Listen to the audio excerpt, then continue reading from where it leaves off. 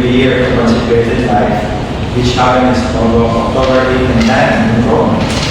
So I have tried to link it with our own spirituality, which is that one of, so I put it there always, fear not, I am with you. Our consecrated life, of course, begins with acknowledgement of God's presence within us. Undeniably, that is what unites us. We begin with a little prayer.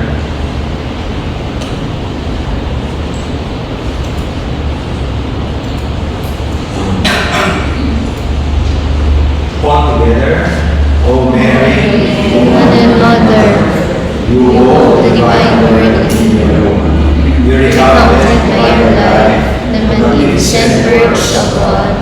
Listen to our stories, hold them in your heart, and make your own the stories that no one wants to hear. Teach us to recognize the good thread that runs through history. Look at the tangled knots of our life that paralyze our memory. By your gentle hands, every knot can be untied. Woman of the Spirit, Mother of trust, inspire us to help us to live stories of peace, stories that point to the future, and show us the way to lead them together. This we ask through Christ our Lord. Hail Mary, full of grace, the Lord is with you. Blessed are you among women, and blessed is the fruit of thy womb, Jesus. Holy Mary, Mother of God, pray for us sinners, now and at the hour of our death. In the name of the Father, the Son, and the Holy Spirit. Amen. So good morning again to everyone. Good morning. Okay, the thing that I will try to do now is to link it with the theme, to link it with what also Pope Leo has mentioned during his Holy Mass. It centers in Luke 11:9. And what did it say? Ask, seek, and knock. Ask and you will see. Seek and you will find. And then knock and it will be opened unto you. So if you will actually see the word even that long, each of the beginning letters is also asks. A-S-K. So wonderfully made by Christ as well.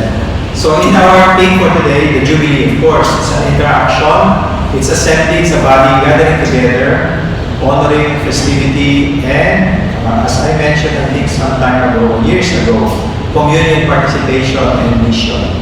Each of these are actually the topic of a Jubilee. Consecrated means our identity, commitment, relationship, and charisma. Here again, I remember one constitution. They said, I, blah, blah, in honor of blah, blah, in honor of Mary, Queen, or something. And then it said, commit myself. This is one constitution, not yours. Commit myself to this institution and to God. And then, I checked again in the Italian, the word that they use.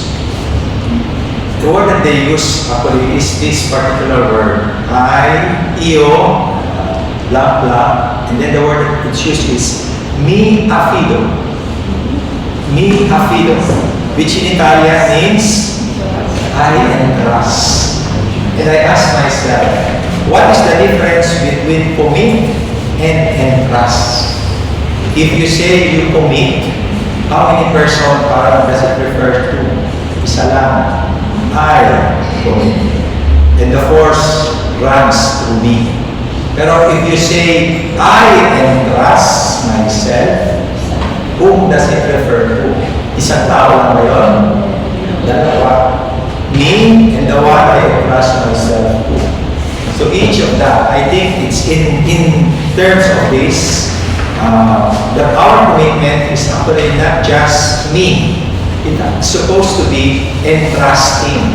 Religious life, more than a commitment, is actually entrusting. So much so that when you have difficulties, or when you are when you experience difficulties, you could remember, but it's not only that I committed myself, I actually entrusted myself. And I entrust myself, syempre, whom will you entrust yourself to? The one that would support you most. That's why in moments of difficulties and pain, siguro it's good to remember that it doesn't depend on me only. I entrusted. Therefore, my vocation it began with someone calling me. And I responded. I entrusted. My response is an entrustment. So it's our commission. Vocation is a call, the image of God. It's actually a mission, prayer and reflection. Pilgrims of hope, of course, it's a journey wherein you learn and learn and relearn. And if we ask, of course, which is harder between the three? Which is harder to do? To learn, to unlearn, or relearn? 7 different ages.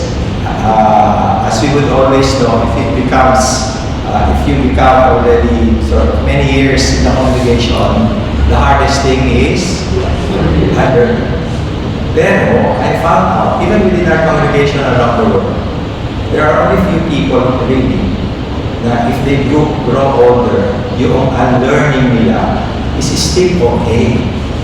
I think in all that, oftentimes ganun si Father Pete. Magaling siya dun sa unlearning. Pero magaling siya sa unlearning because we can adapt to anything. Yun sa akin, no? And if we examine ourselves, how am I? Gusto ko lang ba talaga yung learn na ako learn, pero I cannot unlearn. I guess success in religious life has a bit more of the cake. It's not kenosis. Sister Nympha said, Father, I asked Sister Nympha before about kenosis to give it to our seminarians as a talk. And he said, Father, it's not actually kenosis, it's the pronunciation of Latin. It's supposed to be kenosis. Kenosis. Yan yung unlearning na kenosis. And here we remember many good stories. The Jubilee of Consecrated Life, of course, is just a bit of history. Sabihin na natin, ayan, the Jubilee, celebrated October 8 and 9 in Rome with thousands of religious men and women gathering in prayer, pilgrimage, and renewal. PPR. Prayer, pilgrimage, and renewal. And I think for us, our religious consecration should never be static. It is part of the Catholic Church Jubilee year 2025. It honors religious sisters and brothers, monks, nuns, hermits, consecrated virgins, and members of secular institutes. Wala lang itong priest na, so wala ito included. Of course, it includes the priest, the brothers, and nuns and hermits. The celebration aims to renew their commitment, heighten their role in the church, and, for me most importantly, inspire hope through their witness. This is the greatest thing for consecrated life, that you continue to inspire hope through your witness. In terms of our religious life now, through the years, do we still inspire hope? What kind of hope do we inspire? And here, so that is, simply stated, that is what consecrated life is. And then, the church needs you and all the diversity and richness of all forms of consecrated ministry that they represent. This is mentioned by no other than Pope Francis in the mention quoted by Pope Leo. Key events, October 8, Pilgrim Pass to the Holy Doors. Some of your sisters also joined us. October 9, the Holy Mass in Peter's Square, presided by Pope Leo. This is where he mentioned Luke 11:9, which is actually to ask, seek, and likewise now. It will be referred to when I reflected a bit more. It would be nice to reflect on it under our own particular vows. Yung asking, the asking thing, of course, it will be asked and it will be given to you. In terms of poverty, what does it mean? Asking in poverty means trusting. You ask because you believe in the one you are asking. And if you do believe, it's not just, I believe in religious life, all we ever pray that will sustain us evermore is a relationship. Like any other human undertaking, it's all about relationship. Siyempre, whom could you ask more Especially our parents before. Why can we ask? Because we believe that they will not do us harm. They will take care of us. Yeah. And that trusting for the daily needs depending on para malaki. Asking means trusting for daily needs depending on divine providence rather than material security. Pero material security still of course is needed or else hindi pwedeng ipagawa ito ng inyong the things that you have here. So it's material security. And remember that even in here, what does Alberione say of the Pauline poverty? What are the elements of Pauline poverty? Ano yung 5? Number 1, very good. Number 2, very good. Madali na naman tandaan. RP3E. Lagay nyo lang dyan. RP3E. Ano yung R? Renounce. Ano yung unang P? Produce. Ano yung second P? Provide. Ano yung third P? Preserve. So, renounce, produce, provide, preserve. Ano yung E? Ayun. Yung E, of course, is to edify. Nandun yan sa writings ng founder, page 87, sa Daughters of St. Paul and his three meditations. Pero that is the Pauline poverty. Unique talaga yan. Unique yun. Those 5, you can apply to almost anything, even in business. I was teaching management with some teachers in Paul. But I applied it to, even in leadership, you can apply it. Ano ay R? Renounce, yung isang P, produce, and then provide, and then serve, and then edify. Edify. Each of them actually have their own particular meanings for Alberione. Why renounce? In Greek, of course, renounce means apepo, which means to declare. So renounce is not necessarily totally negative. Renounce is actually declare, to state. And when you state something, renounce is actually not the negative, iiwan mo, aayawan mo. Pero how do you do? It's actually in line with choice. Therefore, pipili. And when you renounce, of course, what is the greater? You renounce because meron kang napili na mas maganda para sa iyo.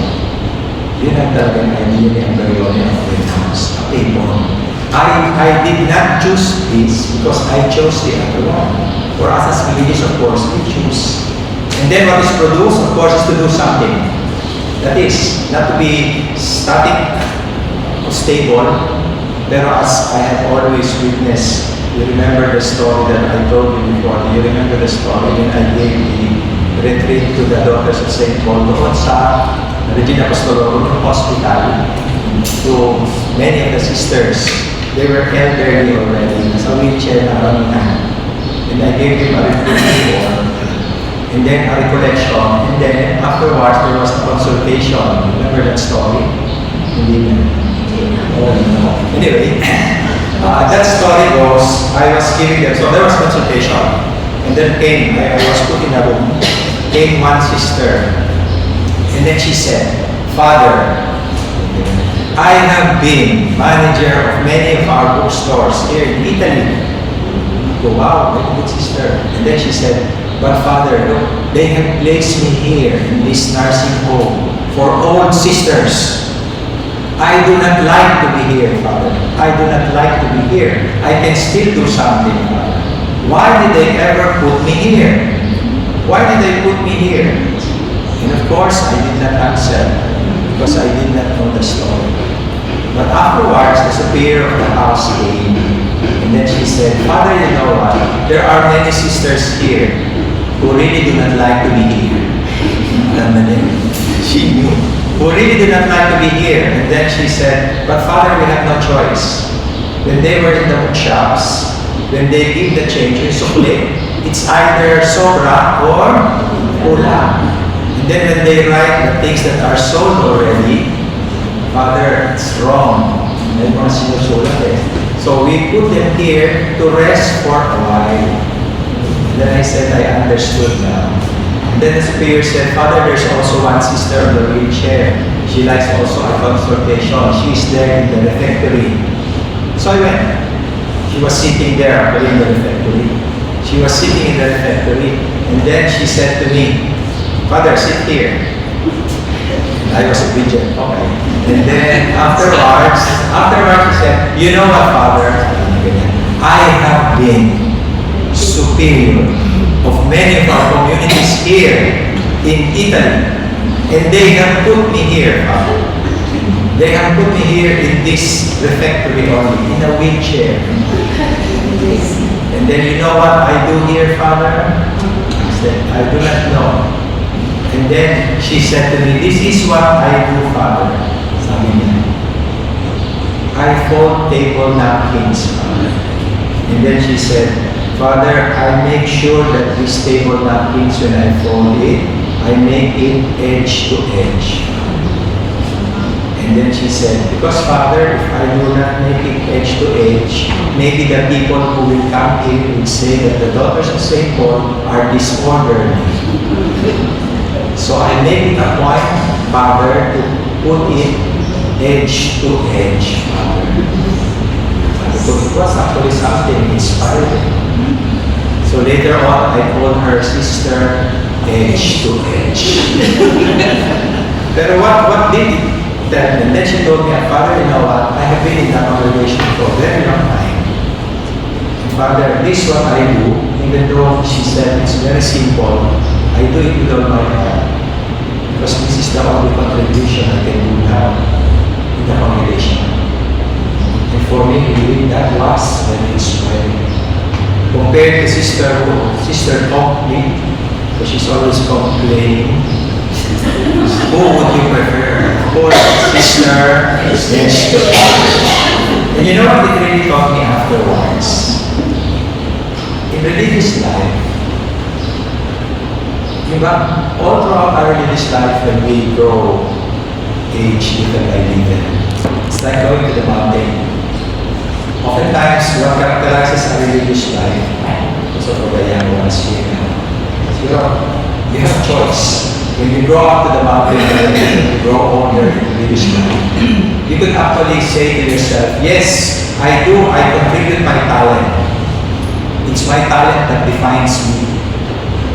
So when you grow up, the only problem I have there now, if that is how you grew up with, therefore when you come down the mountain already, it's also what you do that will define you. And if that what you do disappears, your sense of religious life and consecration, wala na rin. And you will hate everything because you cannot do already what you are doing. Isn't it? If when you grow up, older in religious life, the only thing you carry is your talents, the things that you can do for the congregation, when you come down, sa pretender already that you cannot do much movement, that will also be the one who you will carry as an identity. I am what I do. I am in the congregation. My identity in the congregation is what I do. But Sister, age to age, it's really different. When she was growing older in religious life, what she took, what was important for her, was not what she did, but why she did it. Interesting. So much so that, okay, she reached to the point, okay, what became important for her identity is not what she did, but why she did it. So much so that afterwards, when she comes back down already, get to be older already, she will carry that why, that what. She will carry that why and that why. She will carry that why and that why. Her identity as religious will not be confined to what she does, but why she is doing it. What is the energy that inspires her? And our hope, of course, is for our younger people. Sana that will be the one. There's a consecration that you will actually have. Because I think that this is what also our founder wanted. Formation is not about doing many things, but having to realize what is it in what you do that actually can continue to inspire you. Why do you do what you do? Nietzsche once said, He who has a while to live can bear it almost anyhow. Are you developing your wise or your luck? Your wise or your luck? That is actually power. In the Philippine context, that also what I did is to link it also. Of course, poverty refers to economic hardships. It becomes a prophetic witness, asking not for excess, but for sufficiency and sharing resources with the poor. The PDM sisters live simply, often in mission communities, and their lifestyle invites others to ask for deeper meaning beyond consumerism. I think this is also for us, for each of us, beyond all those. So that is asking. Next, actually, I will not go there already. I will just go to the other one. And this is actually in terms of the other one, seeking. Seek and you will find, which I thought I will link for now in chastity. Chastity is seeking a lifelong journey of love directed toward Christ and the church. I mean, you are beloved. What did our founder say? Chastity is the greatest love. Obedience is the greatest freedom. And poverty is the greatest wealth. Chastity is the greatest love. Poverty is the greatest wealth. Obedience is the greatest freedom. And that is actually directed towards love. The one you love most. Yeah. So then, in a culture often marked by broken relationships, there are too many. Even in the Senate now, there are broken relationships. There are many broken relationships. You trusted that what you did will not be known, but it's known. Hyper-sexualization and textualization, the law, proclaims that true intimacy is found in spiritual communion and self-giving. Your liturgical ministry of adoration, sacred art, help seeker find beauty. This was your motto before. I think it still is. Beauty in the house of God. Beauty. Did I remember it? Beauty in the house of God. And that is actually the one that we actually should see. Pursuing solutions of reality in the moment. And then knock is actually the door will be open. Knocking in obedience reflects openness to God's will through our obedience to superiors. Sa inyo, kay Sister Max, and your mga superiors. But of course, it's obedience to our good Lord. Kasi with the superiors, they of course through superiors community assignment. In a society grappling with distrust with authority, yan yun, ating mga congressmen. So, the people of authority, these vow models humble listening, collaborative leadership, which is always inspiring for each of us. When the Philippines knock on the doors of Southland Hospital parishes, they begin giving and hope to obedient service to each of those. So that is the ask and knock and the link. Consecrated life, of course, is one that can be said linked to this particular verse, be perfect as your Heavenly Father is perfect. In Matthew 5:48 is a goal that is laudable, but one that is impossible to achieve, to be perfect, because we cannot be without flaw. Yung telos, perfection, it's actually about, it's impossible now, according to one scholar, to achieve because each of us are limited. We cannot not be limited since we are human beings, unless we are already in heaven. Therefore, other than the Greek, it's better to use the word Hebrew. Does not carry the meaning of without flaw, as does the term perfect. It normally means complete, mature, and healthy. Are you complete already in your religious life? Mature or healthy? Siyempre, this is so only because, yan na, sige. The meaning of mature dominates most of the equivalent Greek term in the New Testament. Something or someone can be complete and mature yet not be without flaw. Very true. You can be mature. Can you be mature even though you have flaws? Yes. But to err is human, forgives divine. But even without mistakes, you learn from our mistakes. In fact, it is much easier to be mature and still have flaws than it is to be without error or without flaw. And this is very true. Many people are mature, but few, if ever, are without flaw. Each of us are asked in our religious life, of course, to be mature. And that is what we are always asked to do. I told you before about that wearing habit. This is actually the 72, the 79 in the constitution of this particular congregation, the one that I sincerely highlighted. Yun, we are prophets and witnesses. I like the word that they say in their constitution, bringing out the best in you. In their constitution po, ahali sa inyo. Pero they consider also that as your aim. That the congregation actually brings out the best in me. Then I show also in my congregation the best that is in me. Because God will always like the best. Responsibility for vitality of consecrated heart. This is the vitality. Vitality. Giving life to the life of the church. Still, ayan. Isa pa is, this is the one that they highlighted. Wear the habit as a consecration. Not wear the consecration as a habit. Then there's a call for conversion, Christocentric, then providential circumstances, sufficient spiritual growth, self-effacts, responsibility, humble, this meron tayo ito, true to humble origins. Each of us are part of this too. True to humble origins. And then, there's a one PDDM sa Prophet in the family. The PDDM sisters, straightforward. Teaching of St. Paul, the apostolic life of the sisters, of course, draws inspiration from St. Paul. The apostle is God's messenger, aware of her own indigence. She is open to the Spirit who alone can touch hearts. That is, according to St. Paul. And then, next, their life is fully apostolic. Each one bears to Christ. By what she is, who she is, become what you are. Consecration is living faith and charity. Free from pettiness. Pero oftentimes, ito yung mahirap gawin. Free from pettiness. Ibang maliliit na bagay.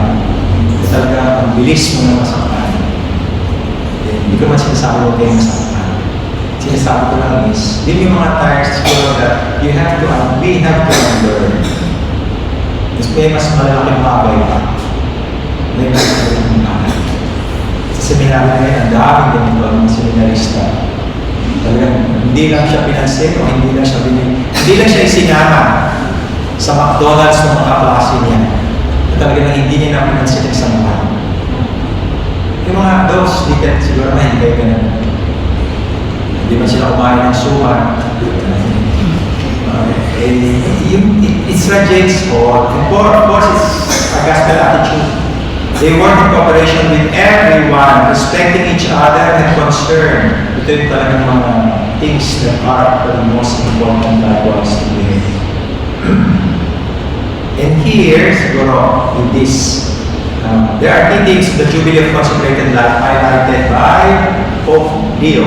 Number one, trustful prayer as a heart. Prayer as a heart.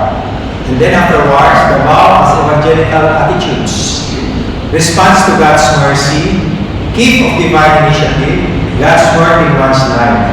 God is the fullness and meaning of life, witness to the primacy of God, charity is an encounter with God, temptation of spiritual apathy, and then the end of our own is our witness to hope. Our witness to hope. And what did St. Augustine say about hope? Sabi niya, hope has two beautiful daughters. One is anger. That there are things in this life that happens that we do not like, nor do we expect. The other is courage, that they do not remain the same. So hope has two beautiful daughters, according to St. Augustine. One is anger, that there are things in this life that happen that we did not like, and then there are things that happen that we did not expect.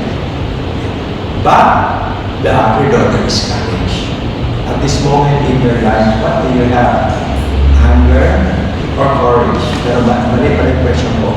What do you make as primary? your anger, or your courage.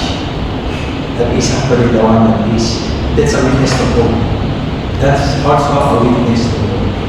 St. Thomas also mentioned one thing about hope, and he said, faith refers to the things that you cannot see. Hope refers to the things that are not yet at hand. Hindi pa nangyayari. So, nakikita niyo ba ang Diyos? Hindi. Therefore, we have faith in Him. We have faith in Him. Na mamaya, magiging masarap yung ulam mo. Is that a matter of faith or a matter of hope? Not yet at hand dapat. So, dapat hope. Yung mga ganun. Yung ating mga religious life is a matter of faith or a matter of hope. Again, dapat faith din. Faith din in terms of that. And here is where I would link this very important thing. Ito na yung 10. Kaya lang hindi siya makikita syempre. Kasi, hindi lang I was playing with this a while ago. And then, I changed I will make this just right. Mamaya papalakan ako. Wait lang. I will explain it to you what I did here.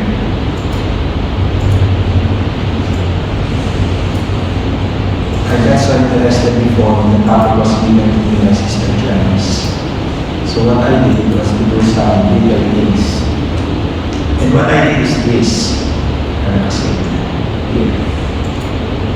What I really did was very simply this. Okay, here, what I did, this is the 10 things. I divided it into 10. And then I divided it into what Pope Leo said. And then I divided it into what your rule of life says. And then I also asked, how do I link it with nothing? And then the reflection questions, which later will be given to you. Okay, ito yung isa. Trust to prayer as the heart of consecrated life. So prayer as heart of our life. What did Pope Francis, no, Pope Leo said, consecrated persons are invited to live out the gospel, to ask, to seek, and to not. With childlike trusts. So, it's not just prayer, but trustful prayer. Reflecting on a life deeper dependence on mercy. So, in your life, without your union with Him at the table of the Word of God, of course, in your Eucharistic apostolate. Union. Nakalagay dyan. Union. Sabihin, pag union, dalawa talaga kayo. You are aligning. Pwede bang union pag isa lang? Siyempre hindi. When union is dalawa, your life is actually pagka-union with the Eucharist, kayo ang Eucharist.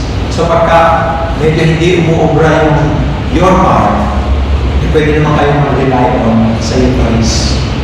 Yung ba, that's a source of strength. You trust prayer opens the heart of mercy, and before our adoration, in terms of the Poland family, how did Aldarione define our adoration?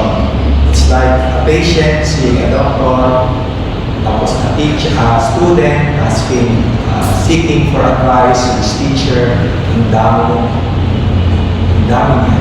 So the question that I asked there is, how much does God trust me? But I think the better question is, how much do I trust God? Yun ang mas mahirap. Yung bang how much does God trust me? Ang denial me, siyempre 100% na yun. Pero sa akin, we should do much more. How much do I trust God? The things around me will be better. Hindi bitter. But it will be better. Yeah. Later on, we can just... The vows is expression of our evangelical attitudes, our vows. Evangelical counsels, poverty, embodied the attitudes of asking, poverty yan, seeking, obedience, and then knocking, in terms of chastity. Each opening the heart of God's grace and mission. We commit ourselves to a continual journey of discipleship. Kaya kayo, sister disciples. Pero hindi na kayo sister disciples. Dapat kayo talaga ay payos mo na kalagay. Gamay na pagdariyon. Ano yung payos? Yung madasalin na tayo. I guess payos is much more than that. Payos in Aldarione mind is always attuning yourself into God's way. Meron kayong iyo, limang kapong iyo. Pero attune. You faithfully observe yung observance of discipleship. That whenever you err, you will always also have the courage to actually mend it. What did our Father say? Sabi niya, when you sin, you fall. But he who does not sin, he who does not rise up after falling, continues to live in sin. You remember that quote? Uulitin ko. Whoever sins falls. But he who does not rise up after falling, continues to live in sin. Ang galing mo yun, hindi yun sa akin. And I think it's very true. Very true. Obedience, seeking poverty. Are my vows my life? Kaya ito maganda eh. Is my life my vow? How I live it? How I live it? Are my vows or is my life my vow? Hindi lang na question to. Mamaya you can answer this until 12 a.m. in the morning. And then, consecrated life is responding to God's mercy. The mercy of God. Religious profession is a response to God's merciful love. Surrender to the Father's arms. Lifelong commitment to divine compassion. Eucharistic life is not a simple devotion but a mandated mission by the Church. It's mandated by the Church. Now, consecrated life is a response to divine invitation. To what am I committed to now in my religious life? Only the things that I do, or the why I do things. That is values. Refers not to what you do or the description of your work, but value is actually referring to why you do what you do. That is. And then, vocation as a divine gift, and always God's initiative, is free and loving gift from God, rooted in divine choice, sustained by grace in the beginning of one's journey to the present. Wala pumasok tayo. And beginning with when we enter and where we are now. Who do you like to be? Sister Copley or Sister Edge to Edge? I could really never forget. I will bring that experience. Tapos we thank God because we have seen called by Jesus the Master to follow Him. Diba we always say, the Divine Master is calling you. Ano sagot niyo? Bukas na lang. Yeah. As vocation begins with God's call and response. How am I reaching God's gift to me now? Am I still enriching me? Enriching. Ito yung word of ability to preserve is actually hindi yan babalutin mo dahil sa cabinet para wala ka lang gagalaw, but preserve for ability, yung word na po, P-H-U-O in Greek, means actually to enrich. And then, of course, the fifth one is called to reflect how God worked in lives through joy, suffering, purification, and growth. Then from Eucharistic ministry, we receive life, joy, and since we receive joy, life, and example of apostles. Seeking, reflect on the grace received leads to deeper holiness. How does God carry me? Do I carry Him to our lives? Did I always live the example of footprints in the sand? Remember the footprints in the sand? He held me by his hand. One day I understand. Footprints in the sand. One day I was walking the beach. Tapos yun. And then, okay lang. Then 2 sets of footprints. The Lord is there walking with me. And then, walking again. There are only 1 set of footprints. Ang sabi niya, Lord, complain siya. Why? In moments of trial and difficulties, iniwan mo ako. Bakit naman ikaw gano'n? And then what was the Lord answer? In moments of trial and your trials and pain, it was then that I carried you. And then reflecting on it, for too long we have been really saying, the Lord carries us. Pero at this point in your life, have you carried the Lord with you? Palagay mo, gusto ba ng Diyos na tayo na nabubuhat sa Kanya? Mas tatayahan ba ang Diyos pag tayo na nagbubuhat sa Kanya? Ang dami-dami hinihiling sa Panginoon. Mas Masasayahan ba ang Diyos kung kaunti ng mga kahilingan sa Diyos, tayo naman mag-i-intercede? Would God be happy? Or will God be silent? Siyempre, dapat God will be happy. When was the time you also carried the Lord? You offered something. When were those times? So, natapos tayo sa ulo. Ito naman, susunod na rin natin. Ganun din, fullness and meaning of life. Yan, ito yung telos. Ito yung perfection. God is the source, purpose, and sustainer of life. Without Him, nothing has meaning. Consecrated persons are witnesses to the truth. PDDM, the way, the truth, and life by Christ. Ito rin din naman sa inyo. Sa buong online family. Now, God is the source. Ayan, where a habit or making my consecration as a habit. Pipili na lang kayo ng mga questions sa sagutin niyo. Nakasulat na yan. Hindi na natin kay Sister Janice. Pinalakihan ka lang. And then afterwards, witness to the privacy of God. God is one. God is the source of life. We strip themselves of worldly attachment to Christianity. That each of us as religious, we strip ourselves of earthly detachment. Here. They help others recognize and cultivate personal relationship, revealing the longing for infinite mercy. We are living lives before the Eucharistic Jesus. Agents of the Eucharist who receive and forgive. Nandiyan sa APD. Ano nga yung APD? APD? Alin? Siyempre. Yung English niya? Hindi? Ayun. Yung listening yan.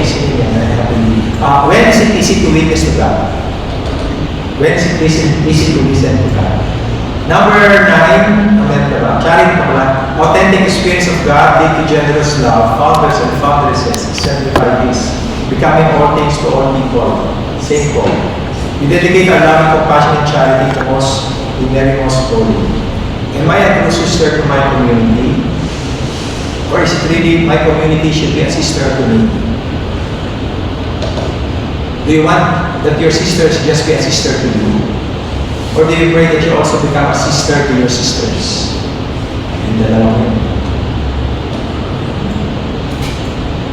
Countering, in a world that seems God has vain, but Spirit Life offers a witness. We offer reparation, consistency.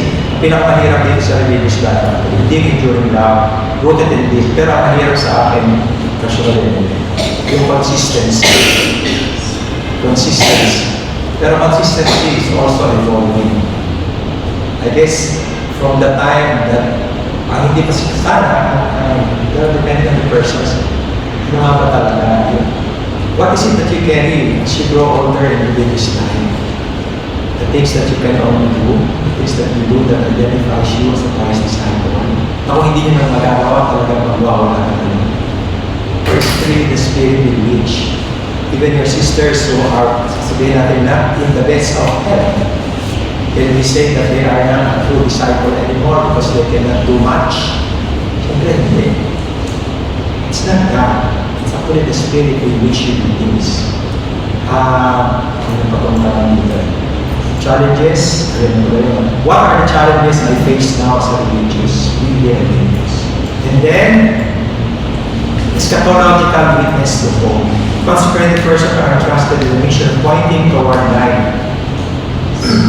We are called, ganda sabi niya, Sunday without sunset.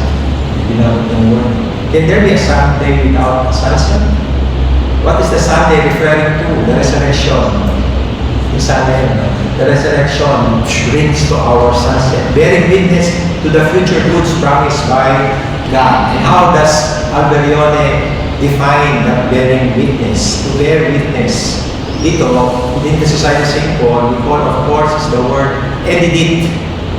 You know the word edidit, di ba? It's not actually when you edit, kaya mga editors. It's not that we can write. Kasi hindi naman talaga sa amin lahat pwede magsulat. Admittedly, hindi naman talaga. Pero ano yung edit ni Alberione? Edit means generating, to generate. Kaya nga sabi ni Alberione, Mary is the first edit of the Word of God. She is the first publisher who printed the gospel, not with ink, but with blood in her womb. So Mary is the edict. How are you the edict of God in your life now? Generate. O talaga naman, the generation happens only pag batang madre lang kami. The generation stops there. Pagka medyo matanda na kami, no, I cannot generate anymore. Christ. Of course, that is false. At whatever age you stop, you can never, at whatever age you can generate. Dapat ipapanganak niyo lagi si Kristo, not necessarily physically, but in the witness, by acts does it generate Christ and you, o hindi? Yan. Am I God's symbol of hope? Yun nga, here I could link, here I could actually link something that is important, ating secret of success. And I always ask, that prayer which was done first announced to the seminarians in January 1919 1918. Pero it was actually nice. When I reflected on it and what it contains, full of trust. Full of trust. And Alberione has this famous book, wala pa ng Italian Preghiere. PR, kasi nga Alberione's book, yung mga capital PR, kita niyo sa Agenda Paulina, it means prayers. Hindi yan yung PR na maliit. Pag maliit lang yung PR, yan yung manual of prayers. Yung PR na capital, it's already in Italian. It means actually explanations of the prayers in the Pauline book. Kata-translate lang yan ng mga Italian class, translate ko yung libro, galing ng mga sinarista. Translate nila in English. Later on, I will recheck it again, try to see, pero ganda. No, even the secret of success, the history, even actually that prayer of invocation to Jesus Divine Master, that is a prayer made in heaven. And I will end with this. Kasi daw, before, on the plane, when Father Alberione was going to Sibayan to Colombia, or she going to Colombia, she was with her sister, Lucia, Richie. And what happened during that time? Alberione was actually scribbling. Alberione will always write, pero yung kanya, were the three dots, dot. He had notes, the invocation of Jesus Divine Master. Alam niyo yun, ba? And then afterwards, binigay niya kay Sister Lucia. And what did she say? Turn this into a prayer. And what did Sister Lucia do? She did. Afterwards, she presented it to the Prime Master. Sabi, ay, okay to. And then before they landed, Alberione already gave it a seal of approval. And that became the invocation to Jesus Divine Master. So it's really made in heaven, our Lord again. And that particular episode is actually in that book, PR all caps. PR all caps. Maganda. We have so much richness in the Pauline family. We have so much richness in the Pauline family.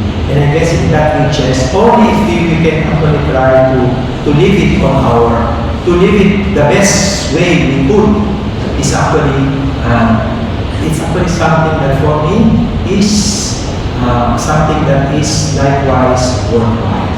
Last of all, of course, is this slide. Yeah. Our concentration should always be the heart. Listening to the other with a pure heart, we will always be able to speak, following the truth in love. We should not be afraid of claiming the truth, even if it is at times uncomfortable, but of doing that speaking without charity and without heart. It's in that I would like really to thank each and every one of you for listening. And may the Lord always bless our Pauline family, and may each of us, our hope is become little sister edge to edge. Thank you everyone.